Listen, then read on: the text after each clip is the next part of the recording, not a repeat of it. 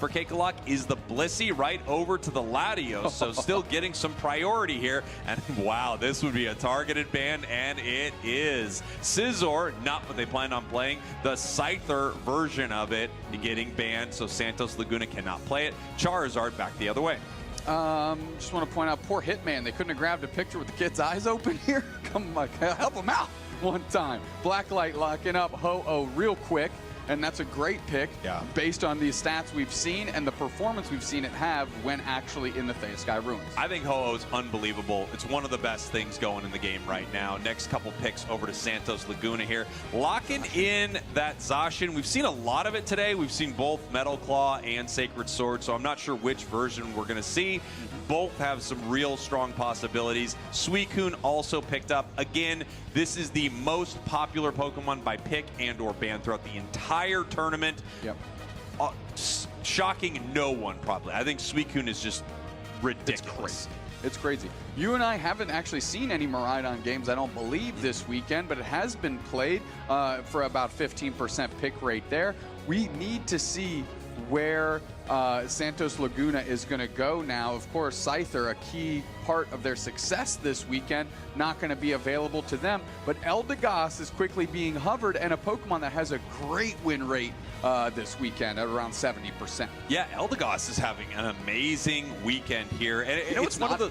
What? You said, you know it's not Lucario. Right. Yeah. It's been a travesty. There are some moments that Lucario is obviously winning some games, and it's a comfort pick for a lot of these players. They're extremely skilled on the Pokemon, so they can outplay their opponents. But it might be that Lucario's power level just isn't there right now. Interestingly enough, Dragonite, 1% pick rate. I haven't seen it all weekend, so whatever games it was played in, I didn't get to watch them. Finally moving over to Absol, kind of a decent substitute if you like Scyther. There's a lot of similarities there. Yep. You've got some great mobility. The Unite move is very devastating. Obviously, it doesn't perform the exact same way, but I could definitely see a player flexing into that.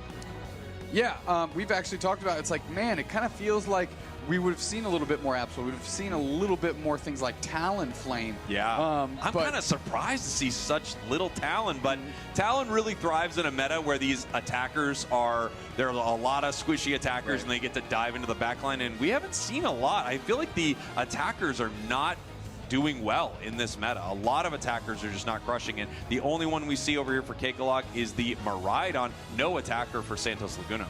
If you take a look at this last Mimikyu that Cakelakok locked in, what do you think they're seeing on the Santos Laguna side that says, you know what, Mimikyu can do some work here? Well, anything that wants to dive in, right, you get to have that opportunity to get them with your Unite move. Sure. So Lucario's moving through the battle. Absol decides to jump in. There are a couple good opportunities for that. And Mimikyu is a Zarina, right? Mimikyu is...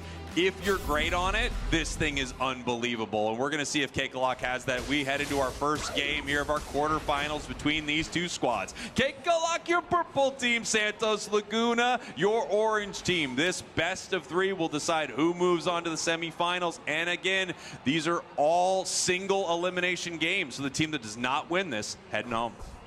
And I really like Santos Laguna. I really like Cakelakok. Two teams that are, I think, outperforming their expectations and looking to keep that ride continuing here at the World Championship. Nice secures here from Cakelakok, able to get all of that, even though they are being pressured. However, Kira able to take a little bit on the other side. Any sus right here with the Zacian, so difficult to fight early. It just attacks so quickly, looking for a KO, and they get it. That's a great pickup here. SCG coming through. Santos Laguna season recap. After playing 46 games during the WCS 2025 season, Santos Laguna has almost a 60% win rate. Pretty impressive when you're playing against some of the best teams in the world all season. Getting ready for our fight here between the lanes here for these birds, and they go down immediately. Yeah, not even giving the chance for Cakelakok to sniff them here. Kira quickly going for a stack, and now we've got a little bit of posturing. 3v2 in the top. Yeah, here we go. Enisa's looking to see if they're going to actually move in for this fight. They've got the Metal Claw on Zacian. I was wondering which version we would see. Metal Claw seems to be having a weekend also. Like, I've seen a couple Sacred Swords, but mostly it's Metal Claw. Yeah, it's been having good, like Zacian's, like you said, having a great weekend just alongside Buzzle, you know? A little bit underrepresented going into this event, but looking great this weekend. Mark G, tons of pressure. They are gone. Enisa's peeling back, going to pick up a Pollen Puff, going to top them off. And now we've got a 4v2. SCG has to rotate back just to make sure the pressure is relieved a little bit. Yeah, Dragonite's a tough Pokemon, right? It takes a long time for this to get online. Moving around as a level 6 Dragonair really does not have the impact that some of these other central area Pokemon might have. We have Absol almost level 8. We have the Zacian level 7 right there. It's a tough spot to be in for Cakelakok. Great efficiency throughout the map by Santos Laguna, right? Every time a wild Pokemon populates, they have multiple people there to make sure that they are the ones getting the experience so they can stay ahead, which they are right now. And now they're looking for an opportunity to leverage that advantage.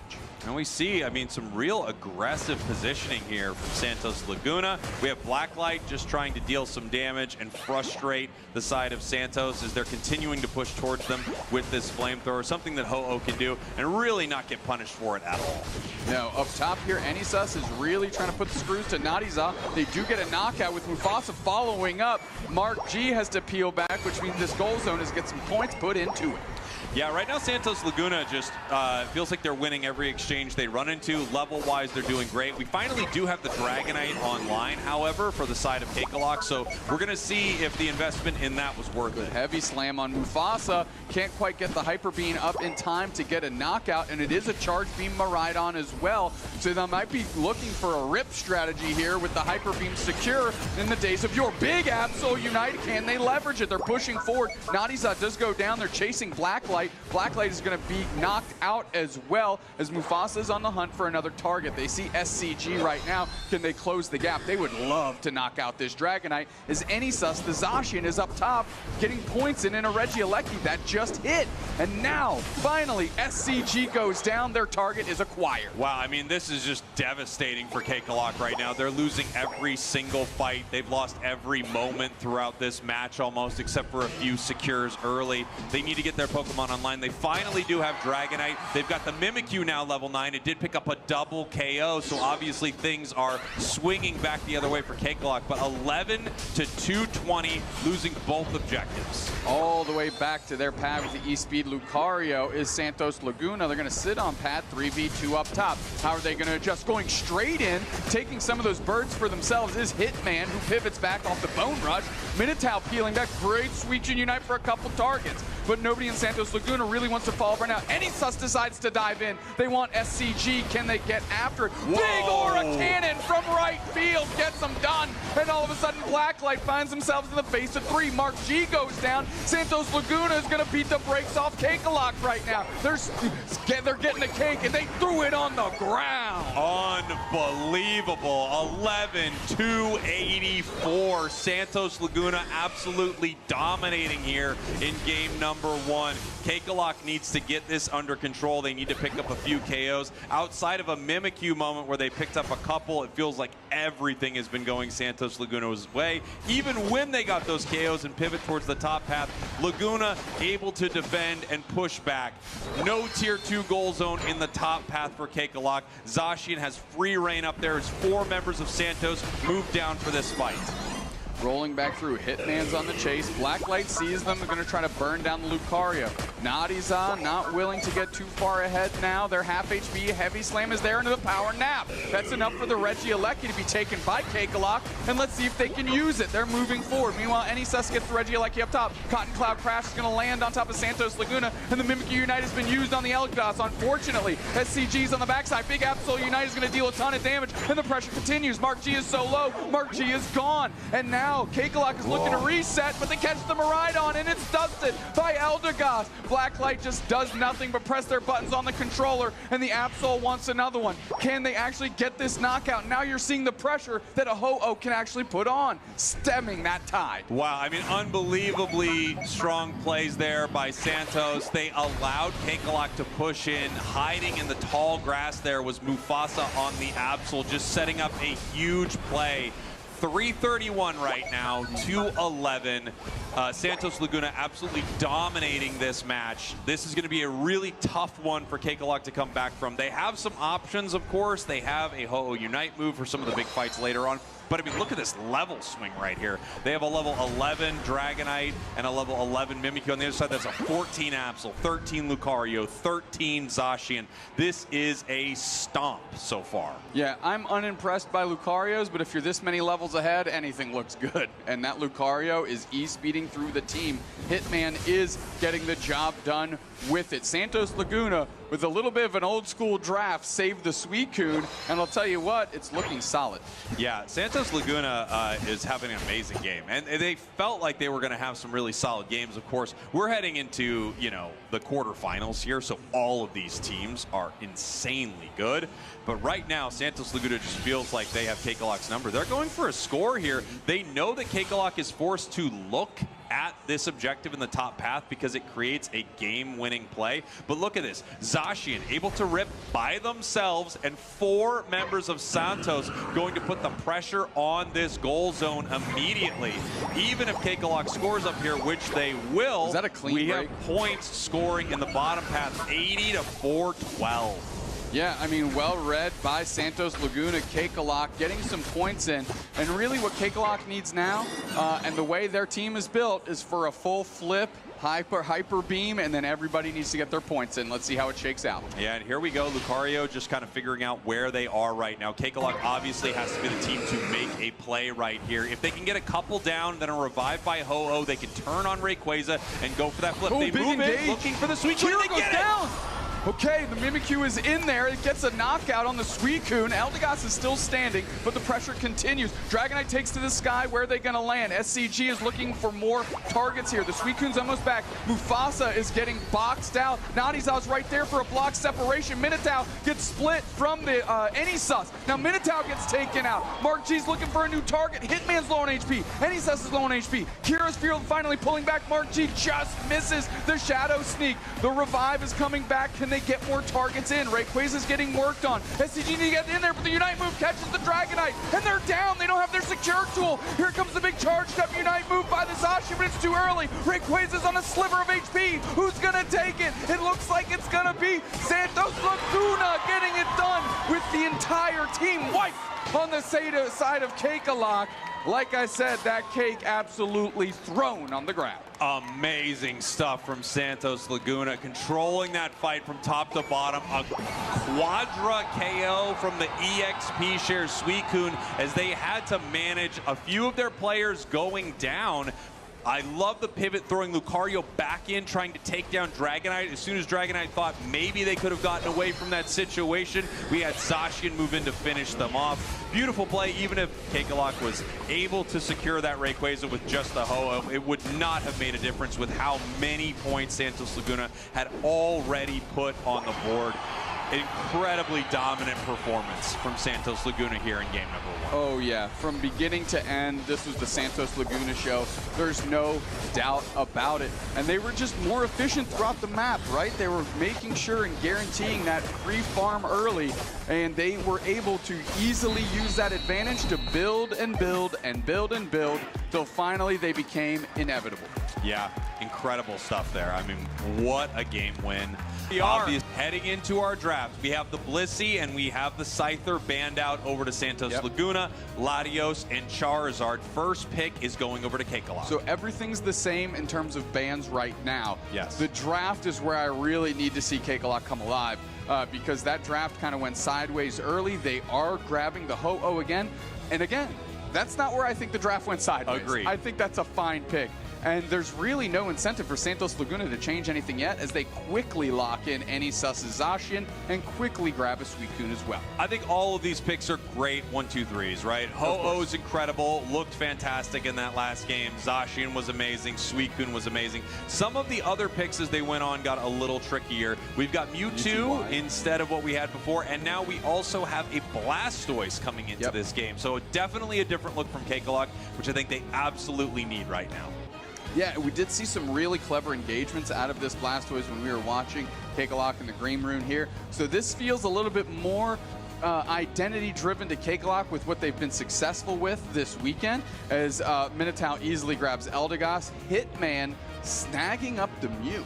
Interesting pick. Mew has been one of those Pokemon that feels like it either has one of the best games ever, right, and you feel like the player is on another level, or it just doesn't feel like it had much of an impact in a match. We'll have to see how it looks here from Santos Laguna as we head over to our final 2 picks from Cakelakok. We've got Garchomp, and they're bringing Dragonite back, Listen, so they like this strategy.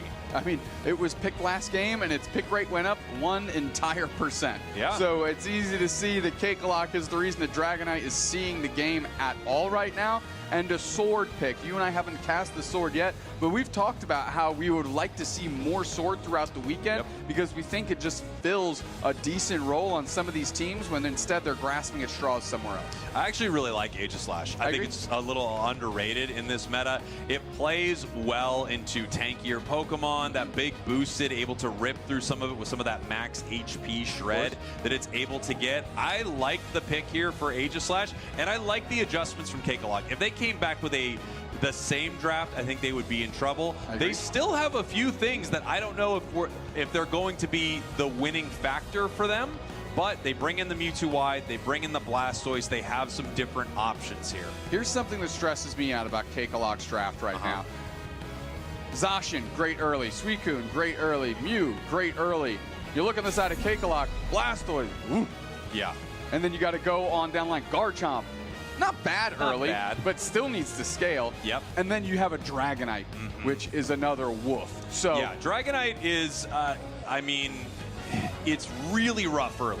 You're right. I mean, all dog stuff. Woof, rough. It's just bow wow, this Dragonite. All the dog stuff. All the dog things. It's a tough one because it needs so much experience to get online as we head here to game number 2 in our quarterfinals. Cakelakok, your purple team. Santos Laguna, your orange team, up 1 game. If they win here, they move on. Cakelakok will be heading home here at the World Championships. Looking early here is the pressure, and you're already seeing how good Suicune and Mew are early. I mean, they hit Nadiza so hard on that skirmish over that contestable farm that they had to run all the way back to pad and pretty much just give up. On the other hand, though, Mark G, Blacklight putting on good pressure. Anissus and Minotaur trying to hold it down. Poor little Gossifleur just stepping up and catching shots on behalf of the legendary dog. You know, it's a tricky one here with this Garchomp. Both of these have great rip early, right? Their auto attacks go very, very quick. They were both trying to see if they could sort of limit test their opponents and pick up a KO in that moment. We have the Dragonair on the top path. We also have the Doublade heading up there to the top path as well. We're watching the Mewtwo make their way up to the top path, seeing if they can join this fight and make something happen here. Okay, I mean, moving all the on birds in. Eviscerated. We're moving forward. Pressure on. That's a quick knockout there on the Gibble. Can they get one back the other way? They do. The Doublades are shattered. They're broken swords right here as Santos Laguna is looking to get some points on the pad. Huge. Poor Minotaur is trying to get these points in so they can evolve, and they are successful. So now we have an Eldegoss. Blacklight is incredibly low. Mark G back in the action, and Anissus is being relentless. Finally, we have the Mewtwo Sunsage looking for a target, is able to have Kira step up and eat that shot on behalf of Minotaur. Not really necessary, but just showing each other, hey, I'm here for you. That was a great fight on behalf of Santos Laguna, and the real difference between them was Doublade, while not incredible, does outpace that Dragonair a little bit. I think they were able to do a bit more with it, and then Zacian moving in for those clean-up KOs. On average, Santos Laguna outperforms Cakelakok with 371 points per game compared to 354.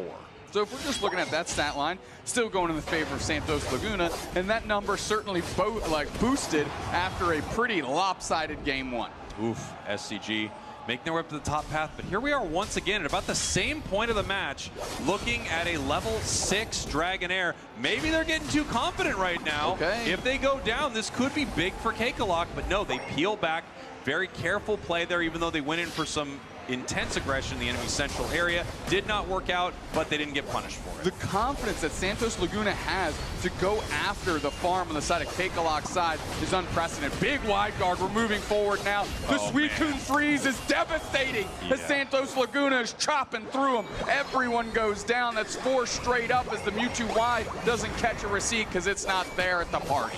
We're doing some math right here with some beautiful overcaps in that top path as the goal zone does go down. They are now ripping that top objective. Santos Laguna once again in total control here. They're attacking the Gabite in the central areas. Enisas rips the Regieleki up top. They are keeping these late-stage Pokemon down. They are smothering them so they can't scale up. And this is just spelling disaster for Cakelakok early as Minotaur has got eyes on him, just A-pressing Nadiza. And here comes Kira as well. The light bulb putting in work against 3. Yeah, and here we go, taking 5 members now. Cakelakok up into the top path. Enisas deciding whether or not they want to fight here. 2 members of Santos able to easily secure the objective in the bottom path. It takes a village sometimes, but it shouldn't take a village to take down a Regieleki. But when you're this far behind in a match and it's this dangerous, they had to commit all of their resources on the side of Cakelakok to that objective. Santos Laguna, I mean, second verse, same as the first here, Doob Snacks. This is looking like a repeat of game 1. It really is. It really is. And you're seeing how devastating the Suicune is now in these engagements. Enisas and Mufasa are looking to get active. And when everybody's frozen down, it makes easy work for those two. Nadiza half HP, just trying to contest this Altaria here. And I'm not too sure who got it, but Santos Laguna is showing up in numbers here. As look in the central area. Cakelakok is getting pressured by Santos Laguna as the sword and the dog are just hanging out. Yeah, it's a tough situation to be in for Cakelakok, right? You just have these over-leveled Pokemon hanging on your central area, punishing you every time you go somewhere to get some experience. Unite move for nothing.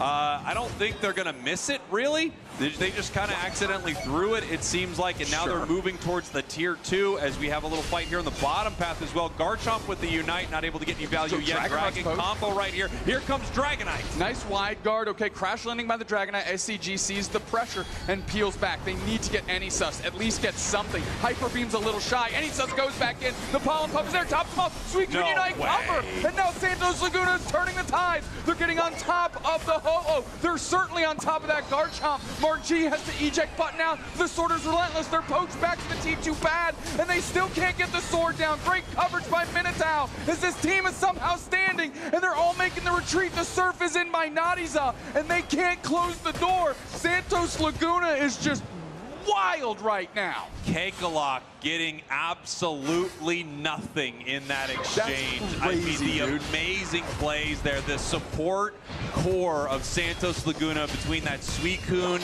and the Eldegoss, which is having an insane run this weekend. The level lead just padding the HP and defenses enough to make sure that they can make plays like that unpunished for being in the central area of Cakelakok the entire game as Santos Laguna. 10 to 202. Level-wise, this is crazy. Fight-wise, Santos Laguna is in control. Points-wise, this looks horrible for Cakelakok. Now they're putting pressure on Blacklight. There's 3 players there.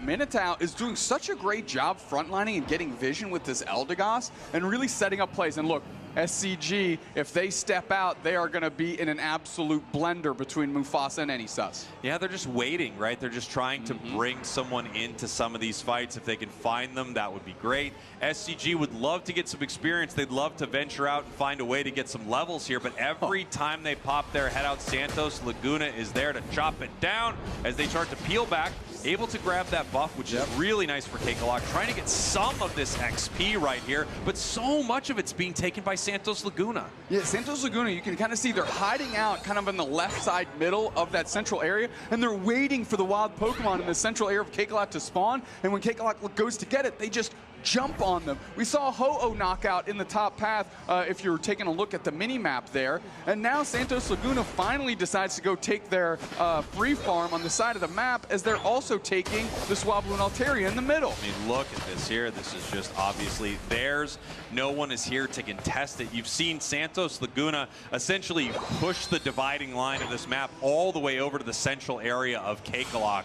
And right now, with 30 seconds until Rayquaza, Cakelakok is in a very difficult position. They have to make a play. They have to have a heroic fight. They have to make something happen here, or their tournament life is done. Blastoise right now getting some information here as they're trying to bait in a fight, possibly moving forward here. They catch them with the Sacred Fire, but no, they decide to not engage here. They're probably going to have one more engagement in this match. It could be the last team fight they have of the Unite Championship Series. They need to find their moment. We have NESUS moving in, ripping through Blastoise, but they are going to peel back from this. Santos Laguna does not need to start this fight. Cakelakok has to be the one to make a decision. Santos Laguna looking to punish whatever they choose to do. We have the Ho-Oh, we have the Flamethrower, we have a Psy Strike, but they're still not moving in on this fight. Time is ticking down.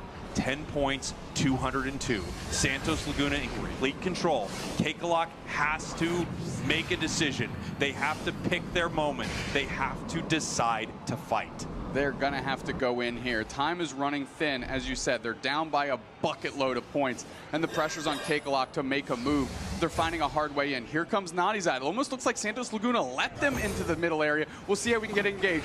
NESUS on the backside. Sunsage is there. A little bit of pressure on, but we fade for a moment. Yeah, Mewtwo's Unite move does nothing. Caught there, and now they're moving in for a fight. Here comes Garchomp, but they're very low, and they get taken down immediately. Santos Laguna is going to jump on top of Nadizad. We've got the Suicune still sitting there. Rayquaza is getting chipped up, forcing out the Hydro. Typhoon does hit 3 targets. Can they convert? SCG is sitting there. Blacklight is trying to burn down, and we see the Unstoppable pop up, and they're continuing to rage on. NESUS is low. NESUS is low, but it's Cakelakok that is losing members. Blacklight's the last thing standing in front of Santos Laguna. They are so low on HP. The chase is going on. They pick up a berry. They are knocked out. Somebody get the Baja Men on the phone and let them know that it's Santos Laguna that let the dogs out. Unbelievable from Santos Laguna, making this look easy in this best of 3, completely dominating game 1 and 2, heading to put some more points on the board. They don't need it, however, as they sit in the middle of the map. They are heading to the semifinals, and they are on